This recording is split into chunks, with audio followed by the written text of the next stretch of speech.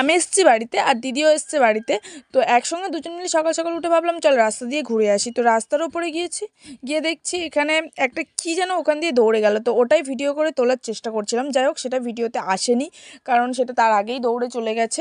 তো এখানে দেখছিলাম বাবা একটা ট্যুরিস্ট লঞ্চ বানাচ্ছে, মানে বাবার তো আছে অলরেডি ট্যুরিস্ট লঞ্চ। তোমরা যদি বুক করতে চাও 97 75 62 06 75 নাম্বারে, ওপরে আমি নাম্বারটা অবশ্যই দিয়ে দেবো, তো তোমরা বুক করলে আসতে পারো। এখন সেটা চলছে। আর এটা বানাচ্ছে বাবা একটা লম্বা ট্যুরিস্ট লঞ্চ। যাই হোক এটা বানাচ্ছে 100 ফুট লম্বা, চওড়ায় কতটা ঠিক আমার জানা নেই। তো এটা কবে কমপ্লিট হবে সেই আশায় আমরা সবাই বসে আছি। আর এখানে এত মিস্ত্রি হচ্ছে, মা রান্না করে করে সত্যি পারছে না। তো যাই হোক, মা সারাদিন রান্না করাই কাজ, আর কিছু করার নেই। এই মিস্ত্রি কবে কম শেষ হবে, এটা 2তলা লঞ্চ বানাবে। তো যাই হোক তোমরা অবশ্যই বুক করলে করতে পারো। আর আমি আর দিদি মিলে ভাবলাম চল জঙ্গল দিয়ে একটু ঘুরে আসি সামনেই।